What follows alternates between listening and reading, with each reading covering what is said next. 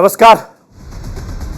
मेरा पूरा देश सुन रहा है। राष्ट्र की आवाज 130 करोड़ लोगों की एक ही आवाज। आपके साथ मैं हूं सरफराज।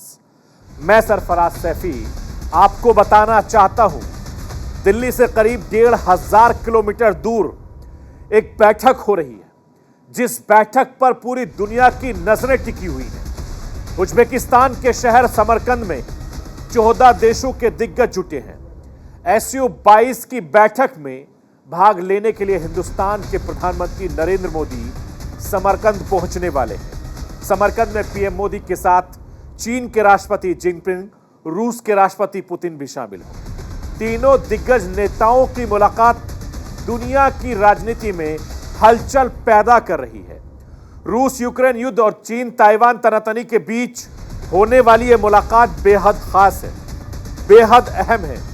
कैसे SCO की बैठक के दौरान प्रधानमंत्री नरेंद्र मोदी का रुख बहुत कुछ तय करने वाला है। कैसे समरकंद से पीएम मोदी का संदेश पूरी दुनिया की राजनीति की दशा और दिशा को तय करने वाला है। मैं आपको बताऊंगा और समझाने की एक कोशिश करूंगा कि रूस यूक्रेन युद्ध तेज होता जा रहा है। यूक्रेन की पलटवार खबरों के बीच सुर्खियां बनने लगी हैं। इस बीच पहले यूक्रेन के राष्ट्रपति जेलेंस्की के कार एक्सीडेंट की खबर आती है। कुछ ही घंटे के बाद रूस के राष्ट्रपति पुतिन के कार के एक्सीडेंट की खबरें ट्रेंड करने लग जाती हैं। और दोनों देशों के राष्ट्रपतियों की गाड़ियों का एक्सीडेंट, क्या इसे संयोग माना जाए या फिर युद्ध खत्म करने वाला प्रयोग माना जाए?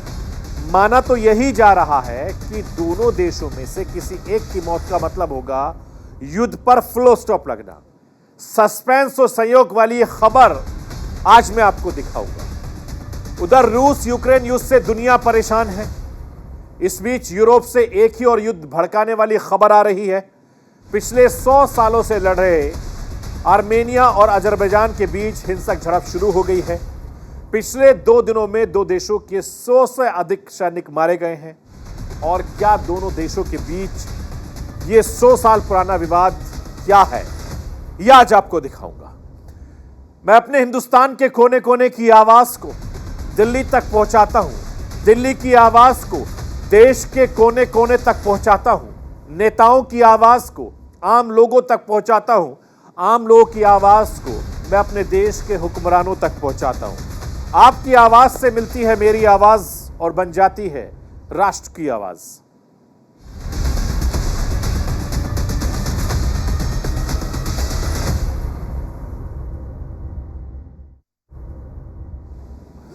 प्रधानमंत्री नरेंद्र मोदी उज्बेकिस्तान के समरकंद पहुंचने वाले हैं। अब से थोड़ी देर के बाद प्रधानमंत्री नरेंद्र मोदी की तस्वीरें हिंदुस्तान के अलावा दुनिया के कई देशों पर नजर आएंगी। थोड़ी देर के बाद प्रधानमंत्री नरेंद्र मोदी पहुंचने वाले हैं। 15 और 16 सितंबर का दिन SCO की बैठक के लिए तय किया गया है। समरकंद में आज इनफॉर्मल मेल मिलाप का दौर चलेगा और SCO की बैठक में भाग लेने पहुंच रहे देशों के राष्ट्रीय अध्यक्षों के बीच मिलना जुलना होगा। कार्यक्रम के दौरान पहले दिन का डिनर बेहद खास रहेगा और खाने की ट्रैवल पर सभी देशों के राष्ट्र अध्यक्ष इकट्ठा होंगे। आपसी केमिस्ट्री को बेहतर बनाने का अच्छा वक्त मिलेगा, क्योंकि अब से थोड़ी देर के बाद ये तमाम नेता पहुंचने वाले हैं। SCO की बैठक की फॉर्मल शुरुआत कल यानी 16 सितंबर को होगी। SCO के मंच पर राष्ट्र अध्यक्षों का संबोधन होगा। प्रधानमंत्री नरेंद्र मोदी भी SCO के मंच पर अपनी बात रखेंगे और ये सारे नेता अब से थोड़ी देर के बाद पहुंचने वाले हैं। इस बैठक के पहले की तस्वीरें मैं आपको दिखाऊंगा। अब से थोड़ी देर के बाद हिंदुस्तान के प्रधानमंत्री नरेंद्र मोदी पहुंचने वाले हैं। इसके अलावा अलग अलग देशों के राष्ट्रीय अध्यक्ष पहुंचने वाले हैं, वो तस्वीरें भी मैं आपको दिखाऊंगा। SCO सम्मेलन में आमतौर पर 2 सत्र होते हैं। पहला सत्र होता है प्रतिबंधित सत्र, जिसमें केवल SCO सदस्य देश हिस्सा लेते हैं, और फिर एक विस्तारित सत्र होता है जिसमें पर्यवेक्षण और विशेष आमंत्रित देशों की भागीदारी होती है। SCO की बैठक में भाग लेने के लिए 14 देशों के दिग्गज नेता पहुंचने वाले हैं। होस्ट कंट्री उज्बेकिस्तान, कुल मिलाकर 15 देशों के राष्ट्र अध्यक्ष इस वक्त उज्बेकिस्तान के समरकंद में एक जगह इकट्ठा होने की कोशिश में है, जो अब से थोड़ी देर के बाद होगी। सबसे खास हिंदुस्तान के प्रधानमंत्री के साथ रूस के राष्ट्रपति पुतिन, चीन के राष्ट्रपति जिनपिंग, पाकिस्तान के प्रधानमंत्री शहबाज शरीफ है। इस साल समरकंद में चल रही एससीओ की बैठक की 22वीं बैठक है, लेकिन इस बार की एससीओ की समिट पर पूरी दुनिया की नजर है। इस बार की बैठक कई मायनों में बेहद खास हो रही है और सबसे बड़ी वजह दुनिया में जारी युद्ध और तनातनी वाला माहौल है। एक तरफ यूक्रेन और रूस का युद्ध है, तो दूसरी तरफ चीन ताइवान पर तनातनी जारी है। रूस यूक्रेन युद्ध और चीन ताइवान की तनातनी की वजह से पूरी दुनिया में जबरदस्त तरीके से खेमेबाजी चल रही है। दोनों ही जगहों पर अमेरिका अपनी धौंस दिखाता नजर आ रहा है। अमेरिका और यूरोप के देश इन दोनों ही विवादों के आधार पर दुनिया को दो खेमों में बांटने की कोशिश में जुटे दिखाई दे रहे हैं। ऐसे में रूस और चीन के लिए एससीओ का मंच बहुत ज्यादा महत्वपूर्ण हो जाता है। अमेरिका के राजनीतिक, आर्थिक और सैन्य ताकत को दुनिया का ये सबसे बड़ा मंच ही काबू कर सकता है। इस वक्त दुनिया की राजनीति का माहौल एससीओ की ये मंच बदल सकता है और इसीलिए बैठक बहुत खास है। यही वजह है कि रूस के राष्ट्रपति पुतिन और हिंदुस्तान के प्रधानमंत्री नरेंद्र मोदी की मुलाकात पर पूरी दुनिया की नजरें टिकी हैं। दुनिया के दो कद्दावर नेताओं के बीच क्या बात होगी, ये बात हर कोई जानना चाहेगा। साल 2021 के दिसंबर महीने में पुतिन दिल्ली आए थे, तब दोनों मिले थे। 9 महीने बाद फिर से दोनों की समरकंद में मुलाकात होगी। इस दोनों के बीच नेताओं के फोन पर भी बातचीत होती रहती है। इसी साल 1 जुलाई और उससे पहले 24 फरवरी को युद्ध शुरू होने के बाद दोनों ने फोन पर बात की थी। पुतिन और पीएम मोदी की अच्छी केमिस्ट्री, अच्छी दोस्ती है, अच्छे रिश्ते हैं। पुतिन और पीएम मोदी, एक पुरानी तस्वीर मैं आपको दिखाना चाहता हूं। यह तस्वीरें आपके टीवी स्क्रीन पर है। 18 साल पहले तत्कालीन प्रधानमंत्री अटल बिहारी वाजपेयी और पुतिन के बीच मीटिंग हो रही थी। उस दौरान नरेंद्र मोदी पीछे खड़े हुए थे, जो तस्वीरों में आपको दिखाई दे रहे होंगे। उस वक्त पुतिन को शायद यह अंदाजा भी नहीं होगा कि एक दिन पीछे खड़े शख्स दुनिया का सबसे बड़ा नेता बनकर उभरेगा, जिसका नाम नरेंद्र मोदी है। और यह तस्वीर आज आप देखिए कि अटल बिहारी वाजपेयी के बाहर खड़े प्रधानमंत्री नरेंद्र मोदी आज सामने हैं और अटल बिहारी वाजपेयी दुनिया में नहीं। आज पुतिन और पीएम मोदी के रिश्ते सबको हैरान करते हैं। पूरी दुनिया को लगता है कि रूस के राष्ट्रपति पुतिन को कोई समझा सकता है तो वो सिर्फ और सिर्फ हिंदुस्तान के प्रधानमंत्री नरेंद्र मोदी हैं। एससीओ की बैठक में दोनों मिल रहे हैं। एक बार फिर सबकी उम्मीदें बढ़ी हैं।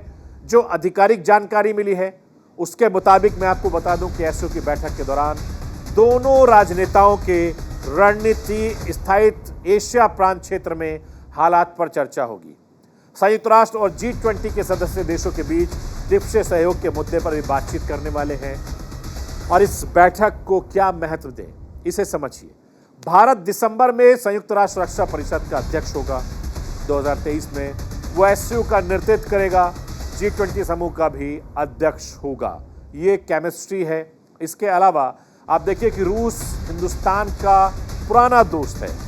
जरूरत के वक्त रूस हिंदुस्तान के साथ खड़ा होता है। आज रूस को हिंदुस्तान के साथ की जरूरत है और ऐसे में हिंदुस्तान रूस के साथ खड़ा है। प्रधानमंत्री नरेंद्र मोदी इस बात को बाखूबी समझते हैं और यही वजह है कि हिंदुस्तान भी तमाम अंतर्राष्ट्रीय दबावों के बावजूद भी रूस से दूरी बनाने से साफ इनकार करता रहा है। यूक्रेन के युद्ध में हिंदुस्तान की नीति साफ है। दोनों देश आपस में बातचीत से विवाद सुलझाएं। युद्ध कभी समाधान नहीं हो सकता। हिंदुस्तान दुनिया के हर मर्ज से बात को दोहराता है। अमेरिका को भी हिंदुस्तान के साथ आगे स्टैंड रखते दिखते देखा है और हिंदुस्तान की यही ताकत आज रूस और चीन के साथ पाकिस्तान की समझ में आ गई है। एससीओ की बैठक के पहले चीन के जिस तरीके से एलएसी ने अपना सामान समेटा है उसका मैसेज बहुत साफ है। पिछले 2 सालों से दोनों देशों की सेनाएं सीमा विवाद सुलझाती रही। हिंदुस्तान और चीन की सेना के बीच 15 राउंड की बातचीत के बाद विवाद का समाधान नहीं मिल रहा, लेकिन एससीओ की बैठक का दबाव कम आया। 16वें राउंड के बाद चीन की सेना ने PP-15 के पीछे हटने का फैसला किया। 8 से 12 सितंबर के बीच चीनी सेना एलएसी के विवादित पॉइंट से अपना समेटकर सामान पीछे हट गए हैं। इसे दुनिया के हिंदुस्तान के बढ़ते कद का प्रमाण माना जा रहा है। प्रधानमंत्री नरेंद्र मोदी की विदेश नीति का कमाल माना जा रहा है। वैसे तो अभी तक प्रधानमंत्री नरेंद्र मोदी और जिनपिंग के 1-to-1 की मुलाकात की खबर नहीं है, लेकिन एक मंच पर दोनों दिग्गजों का मौजूद होना दुनिया की राजनीति का बड़ा मुद्दा बना हुआ है। उम्मीद तो यही की जा रही है कि दोनों देश सीमा पर शांति की बहाली की चर्चा के साथ बिगड़ते व्यापारिक संबंधों की बहाली पर बात कर सकते हैं। भारत से संबंध सुधरने के पीछे चीन की मजबूत की चर्चा हो रही है। अंतर्राष्ट्रीय लेवल पर इधर चीन की छवि काफी बिगड़ी है। कोरोना मामले में चीन की भूमिका और ताइवान के साथ तनातनी इसकी दो बड़ी वजह मानी गई है। आर्थिक मंदी की चुनौती के बीच भारत जैसे बड़े बाजार से रिश्ते नहीं बिगाड़ना चाहता चीन, और सबसे बड़ी वजह जिनपिंग को अपने तीसरे कार्यकाल के लिए सही माहौल भी बनाना है, इसीलिए वो अपने हिंदुस्तान के साथ रिश्ते नहीं बिगाड़ना चाहता। समरकंद में इस वक्त हिंदुस्तान के प्रधानमंत्री नरेंद्र मोदी पहुंचने वाले हैं। पाकिस्तान के प्रधानमंत्री शहबाज शरीफ भी। दोनों के बीच हिंदुस्तान और पाकिस्तान के मन में एक ही सवाल है, क्या 1-to-1 दोनों देशों की मुलाकात होगी, क्या बात होगी, या बस यूं ही हलो हाय तक सीमित रह जाएगी। मैं राष्ट्र की आवाज के जरिए अपने दर्शकों को बताना चाहता हूं कि नवाज शरीफ के साथ प्रधानमंत्री नरेंद्र मोदी के बहुत गहरे रिश्ते हैं, ताल्लुकात है, दोस्ती है, और शहबाज शरीफ नवाज शरीफ के भाई हैं। उधर पुलवामा आतंकी हमले के बाद से भारत ने चीन के साथ जम्मू कश्मीर में बातचीत बंद कर दी थी। जम्मू कश्मीर से धारा 370 खत्म करने के बाद पाकिस्तान पैंतरेबाजी करता रहा, जिस पर हिंदुस्तान आपत्ति जताता रहा है। 2019 में किर्गिस्तान में पीएम मोदी और पाकिस्तान के तत्कालीन प्रधानमंत्री इमरान खान के बीच छोटी मुलाकात हुई थी, जिसे शिष्टाचार मुलाकात ही कहा जा सकता है। इसके अलावा अगर मैं बात करूं तो अब 3 सालों के बाद हिंदुस्तान और पाकिस्तान के प्रधानमंत्री एक मंच पर एक छत के नीचे आने वाले हैं। एससीओ की बैठक में जाने से पहले शहबाज शरीफ ने जिस तरीके से अफगानिस्तान को पत्र लिखकर हिंदुस्तान के मोस्ट वांटेड आतंकी मसूद अजहर की गिरफ्तारी को कहा था, इससे बड़ा संकेत माना जा रहा है। प्रधानमंत्री नरेंद्र मोदी समरकंद के मंच पर आतंकवाद के मुद्दे पर पाकिस्तान को कटघरे में खड़ा कर सकते हैं। अचानक से पाकिस्तान को मसूद अजहर की याद आना और इसी का असर माना जा रहा है। वैसे तो प्रधानमंत्री मोदी और शहबाज शरीफ की मुलाकात का कोई प्रोग्राम सामने नहीं आया है, लेकिन एससीओ के मंच का इस्तेमाल पाकिस्तान हिंदुस्तान के रिश्ते सुधारने के लिए भी कर सकता है। उधर पाकिस्तान के लिए भारत के साथ व्यापारिक रिश्ते बहाल करने का अच्छा मौका है। पाकिस्तान में बाढ़ ने तबाही मचाई है। पहले से पाकिस्तान की चरमराई अर्थव्यवस्था पूरी तरीके से तबाह बर्बाद हो चुकी है। मुश्किल दौर में हिंदुस्तान के मानवीय मदद और उम्मीद कर रहा है पाकिस्तान, और लगातार गुहार भी कर रहा है। मैं आपको राष्ट्र की आवाज के जरिए बताना चाहता हूं कि दुनिया के लिए एससीओ क्यों महत्वपूर्ण है। क्या शंघाई सहयोग संगठन की बैठक इतनी खास हो जाती है?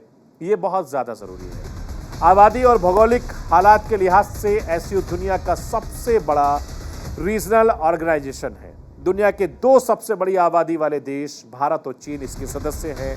इस वक्त 8 देश एससीओ के सदस्य हैं, 4 पर्यवेक्षण देश हैं, 6 डायलॉग्स पार्टनर देश हैं, और एससीओ की दुनिया में करीब 40% आबादी को कवर करता है। क्षेत्रफल के नजरिए से यूरोपियों के 60% और दुनिया के करीब 1/3 इलाके को यह कवर करता रहा है। ग्लोबल जीडीपी के इसके करीब 30% हिस्सेदारी रही है। साथ ही ये संगठन हर साल खरबों रुपए डॉलर का एक्सपोर्ट भी करता है, और यही वजह है कि अमेरिका और यूरोप के पावरफुल देश भी एससीओ की बैठक पर नजर रखते हैं। एससीओ के सदस्य देशों का जमावड़ा दुनिया की राजनीति में हलचल पैदा करता है, वर्ल्ड पॉलिटिक्स की दिशा और दशा तय करते हैं। मैं आपको ये बताना चाहता हूं कि हिंदुस्तान के लिए क्यों महत्वपूर्ण है एससीओ का मंच। एससीओ हिंदुस्तान के आतंकवाद के खिलाफ आवाज बुलंद करने के लिए बड़ा मंच देता है। चीन और पाकिस्तान के दबदबे पर लगाम लगाने की मददगार साबित होता है। रूस से संबंध मजबूत करने की बड़ी भूमिका निभाता है। सेंट्रल एशियाई देशों के साथ सहयोग बढ़ाने में कारगर सेंट्रल एशियाई रिपब्लिक के 4 सदस्य कजाकिस्तान, किर्गिस्तान, तजाकिस्तान और उज्बेकिस्तान के आर्थिक संबंधों को मजबूत करने में काफी सहयोग मिलता है। साल 2017 में एससीओ से जुड़ने के बाद से इन देशों के साथ व्यापार में तेजी आई है। साल 2017-18 से भारत का इन 4 देशों में व्यापार करीब 11,000 करोड़ रुपए का था, जो 2019 और 20 में बढ़कर 21,000 करोड़ रुपए से ज्यादा का हो गया है। प्रधानमंत्री नरेंद्र मोदी समरकंद पहुंचने वाले हैं। मुलाकात और बातों का दौर शुरू होने वाला है। देखना दिलचस्प होगा कि कल मीटिंग में क्या होगा, और उससे पहले जो तस्वीरें आएंगी वो मैं आपको दिखाऊंगा, क्योंकि अब से थोड़ी देर के बाद हिंदुस्तान के प्रधानमंत्री नरेंद्र मोदी समरकंद पहुंचने वाले हैं। वो तस्वीरें भी मैं आपको दिखाऊंगा।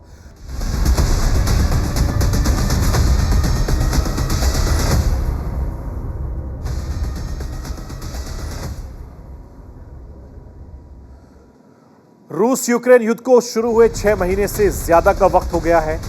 जंग खत्म होने का नाम नहीं ले रही है। इतना ही नहीं, जंग के तौर तरीके आए दिन बदलते जा रहे हैं। मैं आपको यह बताना चाहता हूं कि रूस के राष्ट्रपति पुतिन पर जानलेवा हमला होने का दावा किया जा रहा है। बताया जा रहा है कि उनकी कार के पास एक जबरदस्त तरीके से धमाका हुआ। इस धमाके में पुतिन का कोई नुकसान नहीं हुआ। एक खबर यह आ रही है कि राष्ट्रपति जेलेंस्की की कार का एक्सीडेंट हो गया है। इस एक्सीडेंट में जेलेंस्की के बिल्कुल सेफ हैं। अब इन दोनों एक्सीडेंट्स पर सवाल उठ रहे हैं, क्या यह महज घटना है या इत्तेफाक है, या इन्हें युद्ध के बदलते तौर के तौर पर देखा जाए और युद्ध को खत्म किया माना जाए। इस तरीके के संकेत भी मिल रहे हैं। पुतिन की गाड़ी पर जानलेवा हमला। क्रेमलिन ने किया पुतिन पर हमला होने का दावा। कहां हुआ, कैसे हुआ हमला, ये नहीं बताया। जेलेंस्की की कार का भी हुआ एक्सीडेंट। जेलेंस्की की गाड़ी से टकराया एक वाहन। जेलेंस्की के होम टाउन पर रूस ने दागी 8 मिसाइलें। क्या ये रूस यूक्रेन युद्ध का नया रूप है? किस तरफ जा रहा है रूस यूक्रेन युद्ध? रूस और यूक्रेन के बीच चल रहे युद्ध से दुनिया पहले से ही परेशान है, क्योंकि इस युद्ध का असर पूरी दुनिया में पड़ रहा है। रूस और यूक्रेन के युद्ध के चलते कई देशों में महंगाई तेजी से बढ़ गई है, तो कई देशों में ऊर्जा का संकट भी पैदा हो गया है। इसी बीच 2 खबरों ने दुनिया भर के देशों की चिंता और ज्यादा बढ़ा दी है। ये दोनों खबरें रूस और यूक्रेन से ही जुड़ी हुई है, बल्कि ये कह लीजिए कि सीधे दोनों देशों के राष्ट्र अध्यक्ष को पुतिन और जेलेंस्की से जुड़ी हुई है। खबर है कि पुतिन और जेलेंस्की दोनों पर जानलेवा हमला हुआ है।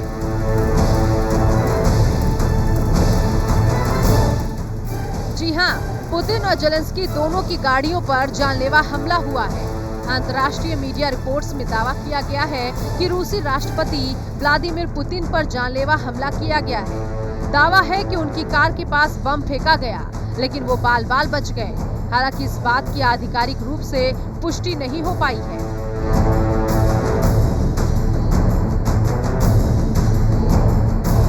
दरअसल क्रेमलिन के सूत्रों के हवाले से अंतर्राष्ट्रीय मीडिया ने दावा किया है कि व्लादिमीर पुतिन की लिमोजिन कार के पास बम से हमला हुआ और उनकी हत्या की कोशिश की गई। बताया ये जा रहा है कि पुतिन की कार के बाएं हिस्से में तेज धमाका हुआ था और उसके बाद बहुत धुआं भी निकला। हालांकि ये कब और कहां हुआ ये नहीं बताया गया।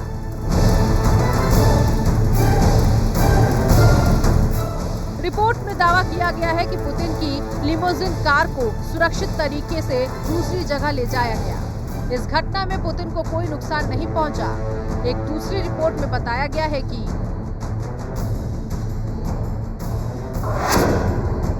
ये सब तब हुआ जब पुतिन कहीं से लौट रहे थे और इसी दौरान सुरक्षा दस्ते की पहली कार को एक एम्बुलेंस ने रोक दिया। फिर अगले ही पल पुतिन की कार में जोरदार आवाज सुनाई पड़ी, फिर उसमें धुआं निकलने लगा।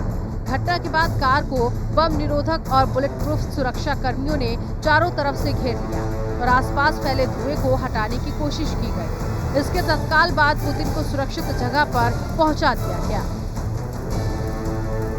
रिपोर्ट में यह भी बात सामने आई है कि पुतिन की सुरक्षा में लगे कई लोगों को गिरफ्तार किया गया है। हालांकि किसी भी रिपोर्ट में इस बात का खुलासा नहीं किया गया है कि रूस के राष्ट्रपति पुतिन पर यह जानलेवा हमला कब हुआ और कहां हुआ। पुतिन पर हमले का दावा ऐसे समय पर किया गया है जब यूक्रेन के पलटवार में रूसी सेना को भारी नुकसान उठाना पड़ा है।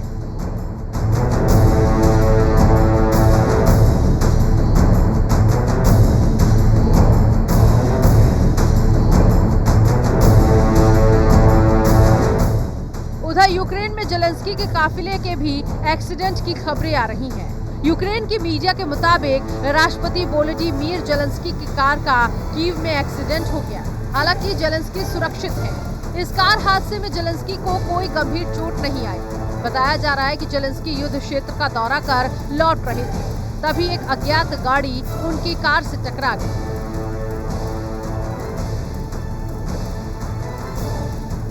राष्ट्रपति के प्रवक्ता ने बयान जारी कर बताया कि एक अज्ञात कार यूक्रेन के राष्ट्रपति की कार और उनके एस्कॉर्ट वाहन से टकरा गई। इसके बाद जेलेंस्की के साथ मौजूद डॉक्टरों ने जेलेंस्की के ड्राइवर को शुरुआती इलाज के बाद एम्बुलेंस से अस्पताल भेज दिया। राष्ट्रपति जेलेंस्की की भी जांच की गई। उन्हें कोई गंभीर चोट नहीं आई है। सुरक्षा बल इस एक्सीडेंट की वजह की जांच करने में जुट गए हैं। उधर रूस अब सीधे यूक्रेन के नागरिकों और नागरिक संसाधनों को निशाना बना रहा है। ताज़ा खबरों के मुताबिक रूस ने यूक्रेन के सबसे बड़े शहरों में से एक क्राइवी री में एक बांध पर हमला कर उसे तोड़ दिया। सोशल मीडिया पर टूटे बांध की तस्वीरें वायरल हो गई हैं। आपको बता दें कि क्राइवी री यूक्रेन के राष्ट्रपति जेलेंस्की का होम टाउन है।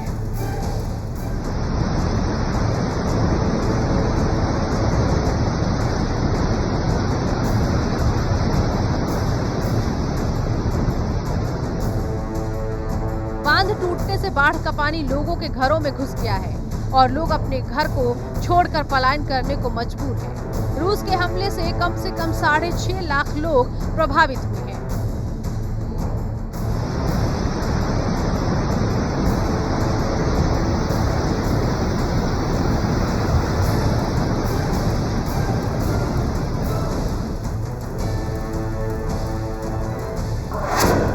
यूक्रेनी सेना का दावा है कि रूसी सेना ने जेलेंस्की के होम टाउन क्राइवी री में रात भर में 8 क्रूज मिसाइलें दागी, जिससे शहर में बाढ़ का पानी घुसने से रोकने के लिए बनाया गया बांध टूट गया और बाढ़ का पानी शहर में घुस गया।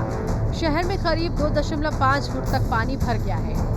हम इस घटना को आतंकी घटना की तरह देखते हैं। रूस की मिसाइलों ने उन निर्माणों को निशाना बनाया जो यूक्रेनी जनता की जरूरत की थी।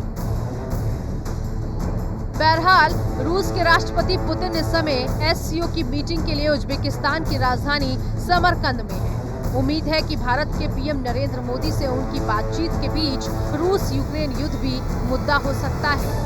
Bureau report, news India. और रूस के सामने यूक्रेन बहुत छोटा देश है।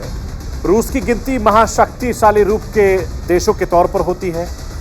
सैन्य ताकत के मामले में यूक्रेन रूस के सामने कहीं नहीं टिकता।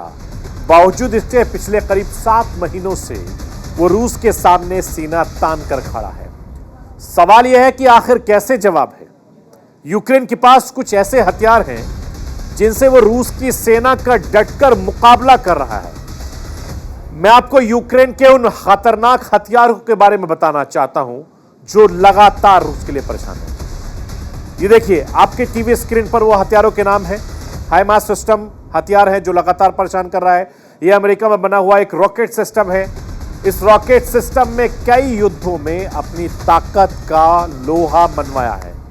इस रॉकेट सिस्टम के साथ एक यूनिट की कीमत $5.1 मिलियन है। एंजिटेल वेपन, इसका पूरा नाम आपकी टीवी स्क्रीन पर है। और anti light tank weapon, Ukraine को अमेरिका से 5000 NC तक वेपन मिला है। ये कंधे से लॉन्च किया जाने वाला एक हथियार है। इसे टैंक और हैवी आर्म्स में गाड़ियों में नष्ट करने के लिए बनाया गया है।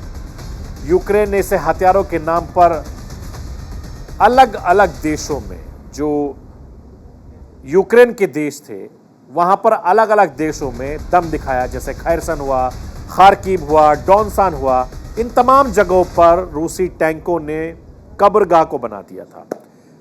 नेसेम्स एयर डिफेंस सिस्टम है। नेसेम्स को अमेरिका और नॉर्वे के साथ मिलकर विकसित किया गया है। यह मिसाइल सिस्टम साल 1998 में अमेरिकी सेना में शामिल हुआ है। इस मिसाइल सिस्टम का प्रभावी फायरिंग रेंज 30 किलोमीटर तक बताया जा रहा है। नेपच्यून क्राउज मिसाइल, इस मिसाइल का वजन करीब 870 किलो है। यह मिसाइल 150 किलो विस्फोटक लेकर उड़ सकता है।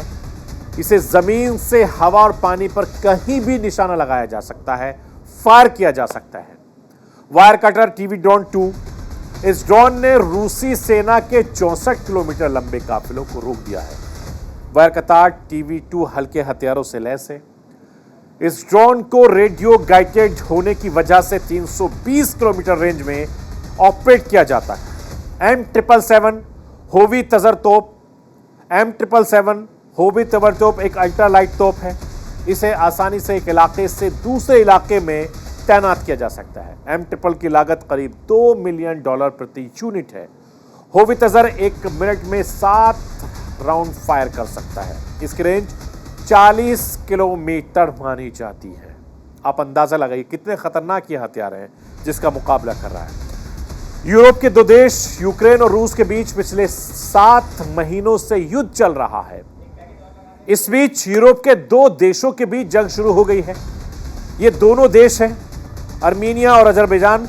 मैं आपको ये बताना चाहता हूं कि जमीन से टुकड़े के लिए आर्मीनिया और अजरबैजान के बीच 100 साल से तनातनी चल रही है और कई बार जंग हो चुकी है। अभी भी 2 साल पहले इन दोनों देशों के बीच जमीन से उसी टुकड़े के लिए जंग शुरू हुई थी। आखिर क्या है यह मामला, मैं राष्ट्र की आवाज की इस खास रिपोर्ट के जरिए आपको दिखाता हूं और समझाता हूं।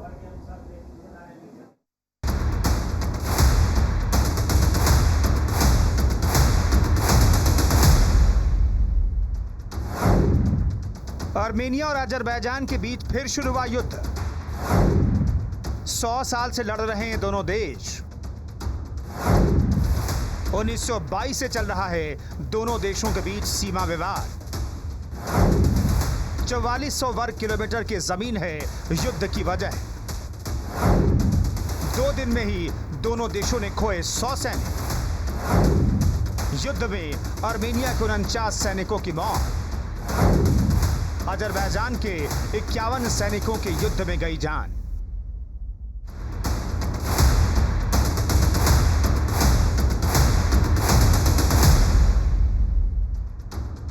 आर्मेनिया और अजरबैजान के बीच फिर से युद्ध शुरू हो गया है। सीमा पर जारी इस लड़ाई में सिर्फ 2 दिनों में ही दोनों देशों के लगभग 100 सैनिकों की मौत हो चुकी है। आर्मेनिया ने दावा किया है कि उसके कम से कम 49 सैनिक मारे गए हैं।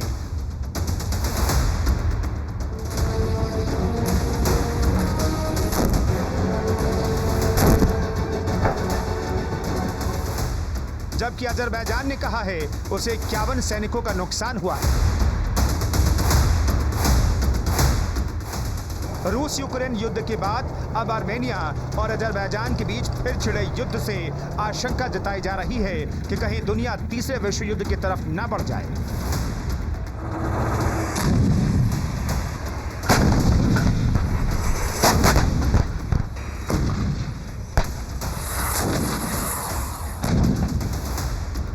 आपको बता दें कि आर्मेनिया और अजरबैजान के बीच 2 साल पहले भी युद्ध हो चुका है।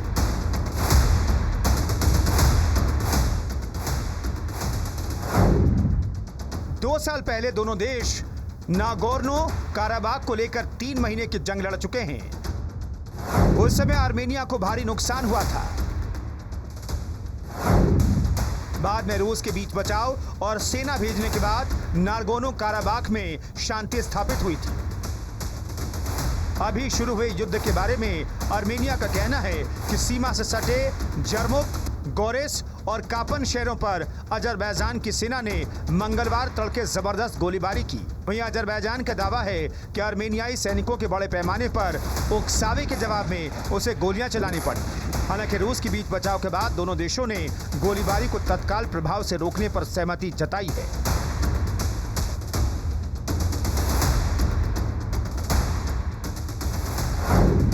उन्नीस 1918 में आर्मेनिया आजाद हुआ।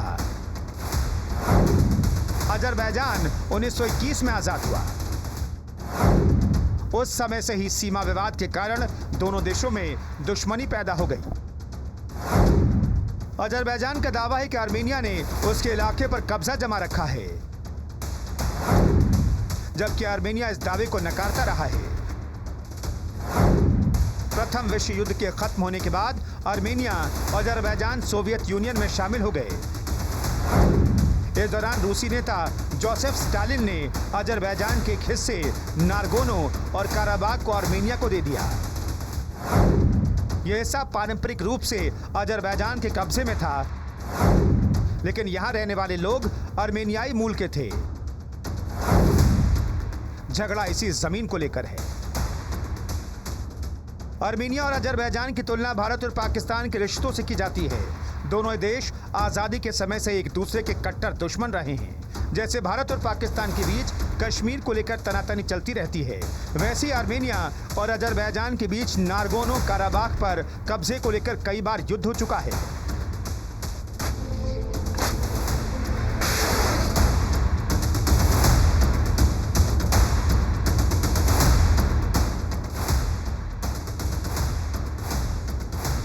आपको बता दें कि आर्मेनिया ईसाई बहुल देश है, जबकि अजरबैजान इस्लामिक राष्ट्र है। ठीक वैसे ही जैसे भारत हिंदू बहुल है, जबकि पाकिस्तान घोषित तौर पर इस्लामिक देश ही है।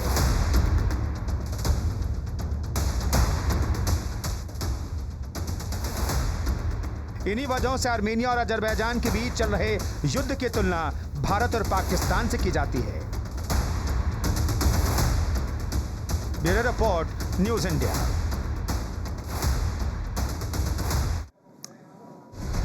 तो ये थी राष्ट्र की आवाज। बाकी खबरों के लिए आप बने रहिए न्यूज़ इंडिया के साथ।